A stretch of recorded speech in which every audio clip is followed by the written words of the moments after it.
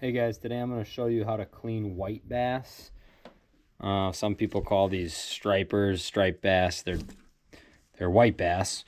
But essentially, I'm going to just kind of show you how I like to clean them, and I'll show you with the normal traditional fillet knife and an electric fillet knife, and you can see both of those styles. We will start first with the traditional fillet knife. I always like, as a right-handed person, I like to start on this side, hand here, make that initial cut, and then I turn my knife and I work right down the backbone, right along that spine. And I get to about there. Then I'm putting my left thumb underneath that and pulling that up and slicing along that. Once you get to the ribs here, you're going to feel those ribs and run the knife along those. Essentially just like a traditional, I guess all fish clean fairly similar. All right, and flip that over. Now, one thing to make note of, always bleed your fish, but especially white bass. If you don't bleed white bass, I feel like they're really going to have that redder color. So that's an important aspect. Now, a slight difference, this final step to get the flesh off of the fillet here, I'm going to take this and I'm not going to run it right along, like I'll show you. If I run it right along the fillet, look what's going to happen. You're going to get this red meat here, and that's what's going to hold some of that fishy taste. So I'm purposely, now it's kind of tricky to do that, but I wanted to give you a visual. I'm purposely going to leave my knife a little higher off of that fillet. And what that does is it leaves more of that red meat and mud line right there. And you'll see the end result. Definitely not as much red meat on the fillet. If you don't mind a slightly fishy taste, you can keep all that. But then what I'll do is, since there's that mud line anyway, I'm going to cut it into two sections. This section, like the top loin, and then this bottom section, I'm also going to cut that mud line out and just help eliminate some of that. And there's the bottom section. And once again, that's how to make it completely eliminated of that fishy taste. Truthfully, this last step, you didn't have to do that. I mean, if you cook that up, if you deep fry that, I'm not going to notice it. But I guess if you're serving this to friends and family that are going to have a squeamish taste to any fishy, off-putting flavor, it's good to get rid of that. But yeah, that's the one side of the white bass. Now, for the other side, you're going to be doing the same exact thing.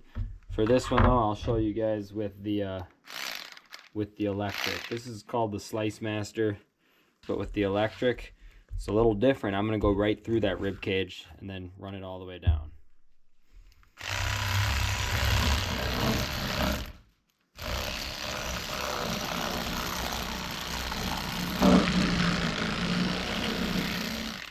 Let the blade do the work.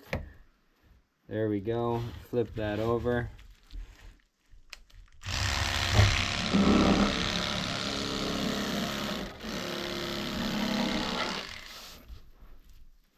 There's my fillet once again, but on this side, I've got those ribs because I cut right through the rib cage.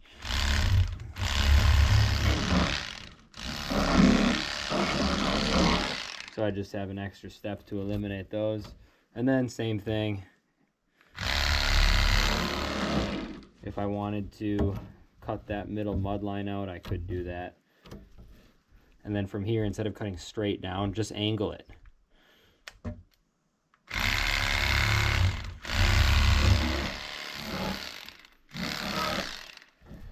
There we go. Two nice fillets. There's the finished product. The one side with the traditional, back side with the electric. You can see I just cut through those fillets. I'll be a little critical of myself. Definitely left a bit of meat on that backside. So with the electric, that was my first one with the electric in a while. So just make sure you go all the way down to hug that spine there and get all that meat. If I'm gonna do a full fish with the electric, I'll show you again.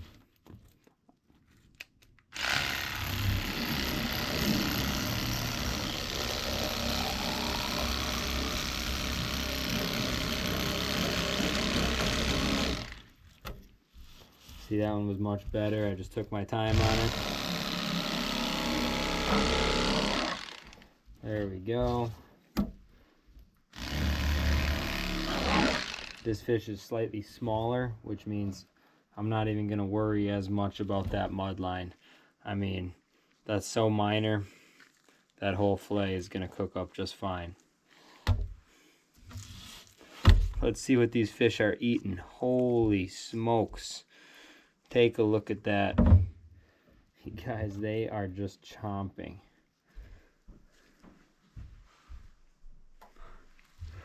Chomping on those river shiners just like crazy for them. Just to give you guys a visual of like what would happen if I cut this right along the skin the whole way.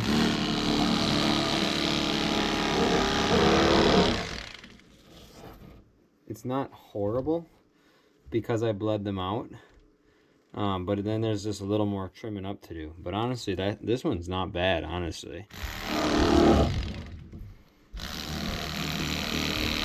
And even if you do that, you can always trim it up after the fact. So some people might almost prefer to do that and then trim it up after the fact to cut that off if that's easier than trying to guesstimate of how much to leave on the skin.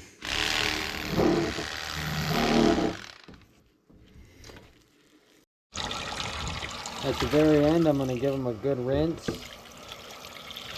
Soak them in water a little bit more before I bag them up. Here's the end result. Soak them in water, a lot of nice, fresh white bass fillets, clean meat. By all means, you could take a knife and cut some more of that out if you were really picky. Things like this, that's where there's going to be a slight amount of that more fishy taste. So personal preference.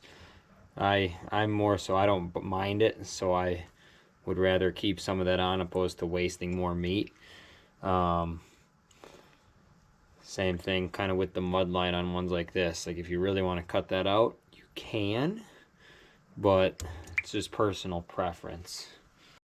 All right, I've got some that I'm gonna have fresh in a fish curry meal, and then right here I've got the bag to vac seal some for the freezer. And I'm gonna show you something pretty sweet here about this product. It's a 2-in-1 waterproof aerator and vacuum pump. Check this out. All right, now I've got it in my minnow bucket, keeping the minnows lively. This right here, you can adjust the power of it, and that stone, you can fully submerge this thing in there. Here's where it gets crazy though. Check this out. I'm gonna pop this stone off of here, and this is the outtake and intake, and I'm gonna pop this bad boy onto this. And now what I have is a vacuum right here. And I'm gonna stick this right here and vacuum seal this bag of fish. This thing is completely portable, rechargeable, waterproof. I sealed this bag already. And watch what happens. It takes a little longer than your average like vac sealer, but the portability of this thing I'm really pumped about.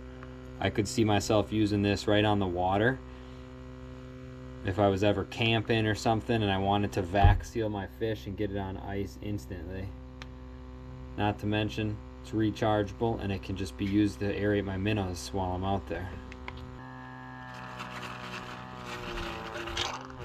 Now here's where we have a slight issue because it's pulling that moisture out of there and ran through that. Obviously with the moisture in there, as soon as it pulled a little water out, we're good to go. That's a nice vac sealed thing of fish right there.